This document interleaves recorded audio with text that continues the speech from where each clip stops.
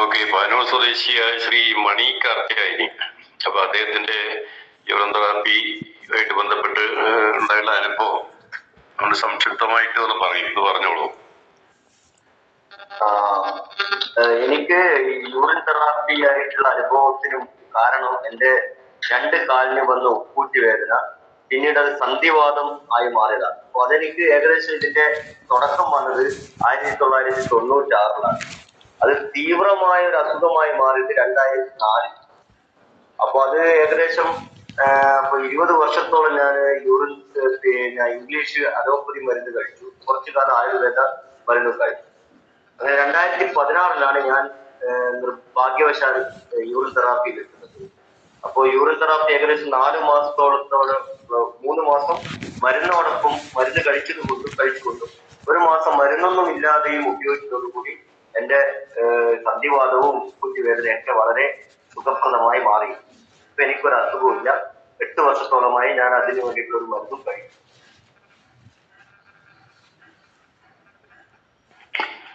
ഇത്രയുള്ളൂ, കുറച്ചുകൂടെ പറയാം. നമുക്ക് 39 വരെ പറയാം. 9 എന്തെങ്കിലും പറയാനുണ്ട്? ഉപ്പൂറ്റി വേദന അല്ലാതെ വേറെ എന്താ സന്ധിവാദം ഉണ്ടായിരുന്നല്ലേ? ഉപ്പൂറ്റി വേദനയായിരുന്നു തുടങ്ങിയത്. അത് മാറാതെ നിരന്തരമായിട്ട് മരുന്ന് കഴിച്ചുകൊണ്ടിരിക്കുന്ന സമയത്താണ് സന്ധിവാദമാണ്. ഇതൊരു പ്രത്യേകത, 108 തരം സന്ധിവാദമുണ്ട്. അതിനുള്ള ഒരു പ്രത്യേകതരം സന്ധിവാദമാണെന്ന് പറഞ്ഞിട്ടാണ് പിന്നെ ചികിത്സ. അപ്പൊ ഇത് അലോപ്പതി മരുന്ന് എത്ര കാലം കഴിച്ചിട്ടുണ്ടായിരുന്നു? ഇതൊക്കെ അലോപ്പതി മരുന്ന് 1996-ലാണ് എനിക്ക് ഈ രോഗം ആരംഭിച്ചത്. 96-ല് കുറച്ചു കാലം കഴിച്ചു, പിന്നെ അതങ്ങ് വിട്ടു. ശരിക്കും 2000 മുതൽ ഞാൻ 2016 വരെ അലോപ്പതി മരുന്നാണ്. അതിൽ കുറച്ച് ഏകദേശം 1 വർഷത്തോളം അതിനിടയ്ക്ക് ആയുർവേദ മരുന്നും കഴിച്ചു. അപ്പൊ അത്രയും കഴിച്ചിട്ടും ഇതിനൊന്നും ശമനം ഉണ്ടായിട്ടില്ലെന്ന് അവിടെ? ശമനം എന്ന് പറഞ്ഞാൽ പെയിൻ കില്ലറാണ് ഇതിൽ തരുന്നത്. ഒരു നേരം കഴിക്കാനൊന്നും കുറച്ചൊന്ന് വൈകി കഴിഞ്ഞാൽ വേദന. അപ്പൊ യൂറിൻ തെറാപ്പി ചെയ്ത് എത്ര കാലം കൊണ്ട് മാറി?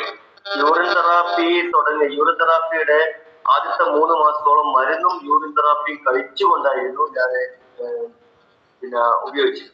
മരുന്നും കഴിച്ചിരുന്നു, യൂറിൻ തെറാപ്പി കഴിച്ചിരുന്നു. അപ്പൊ അതിനുശേഷം എനിക്ക് കണ്ണിൽ നീരിറക്കം എന്ന് പറയുന്ന അസുഖം വന്ന് അത് അന്ധതയെ ബാധിക്കും എന്ന് പറഞ്ഞത് ഞാൻ പിന്നെ നാരായണ മാഷുമായിട്ട് ബന്ധപ്പെട്ടു. അങ്ങനെ മാഷു പറഞ്ഞ മരുന്ന് കഴിച്ചാൽ അന്ധത ഉണ്ടാവും എന്നുള്ളതാണ് പറഞ്ഞത്. അതെ, ഞാൻ ഈ കഴിച്ചുകൊണ്ടിരിക്കുന്ന കോഴിക്കോട് വിനോദ് വിജയപ്പോൾ ഡോക്ടർ നിർദ്ദേശപ്രകാരം കഴിച്ചുകൊണ്ടിരിക്കുന്ന ഗുളിക 6 മാസത്തിൽ കൂടുതൽ കഴിക്കാൻ പാടില്ല. അതിൽ കൂടുതൽ കഴിച്ചു കഴിഞ്ഞാൽ കണ്ണിന് അന്ധതയെ ബാധിക്കാം. അതുകൊണ്ട് കണ്ണിന്റെ LFT ടെസ്റ്റ് എടുക്കണമെന്ന് പറഞ്ഞതിന് ശേഷം ഞാൻ ഡോക്ടറെ പോയി കണ്ടത്. ഡോക്ടർ പറഞ്ഞു, ഈ ഗുളിക ആ രോഗവും ഈ രോഗമായിട്ട് നിന്റെ ഉപ്പൂറ്റി വേദന സന്ധിവാദത്തിന് നീ കഴിക്കുന്ന മരുന്ന് തുടർന്ന് കഴിക്കാൻ വേണം. കണ്ണിന് എന്തെങ്കിലും പ്രശ്നമുണ്ടെങ്കിൽ അത് കണ്ണിന്റെ ഡോക്ടർ കാണിക്കുകയും ചെയ്യാന്ന് പറഞ്ഞതോടുകൂടി എനിക്ക് ആ ഡോക്ടറിൽ തന്നെ വിശ്വാസമില്ലാതെയായി. അങ്ങനെ ഞാൻ സാറെ വിളിച്ചിരുന്നു. യോഗങ്ങളുടെ അമ്പലത്തിൽ വെച്ചിട്ടാണ് വിളിച്ചിരുന്നത്. അപ്പൊ അവിടുന്ന് സാറ് നിർദ്ദേശപ്രകാരം ഞാൻ മരുന്ന് പൂർണ്ണമായി ഒഴിവാക്കി മരുന്ന് കഴിക്കുന്ന സമയത്തൊക്കെ യൂറിൻ കഴിച്ചു. ശരീരവേദന ഒക്കെ ഉണ്ടായിരുന്നു. ഇപ്പൊ ഒരു വൈകുന്നേരം 5 മണിയാകുന്നതോടുകൂടി എനിക്ക് ചെറിയ രീതിയിലുള്ള പനി പോലെ വരും. രാധരോഗത്തിന്റെ ലക്ഷണമായിട്ടാണ് പറയുന്നത്. പിന്നെ 1 മാസത്തോളം മരുന്ന് കഴിക്കാതെ 1 മാസം മരുന്ന് ഉപയോഗിക്കാതെ യൂറിൻ ഉപയോഗിച്ചതോടുകൂടി തന്നെ എന്റെ അസുഖം പൂർണ്ണമായി മാറിപ്പോയി.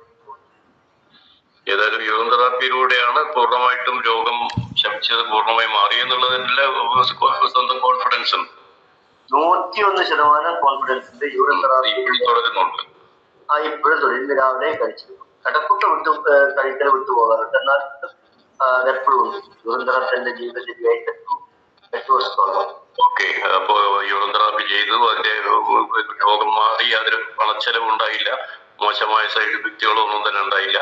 അതാണ് നമ്മൾ ഇതിനോട്ട് ഉദ്ദേശിക്കുന്നത്. ഏതായാലും ഇത്രയും അനുഭവങ്ങൾ പറഞ്ഞതിന് വളരെ നന്ദി.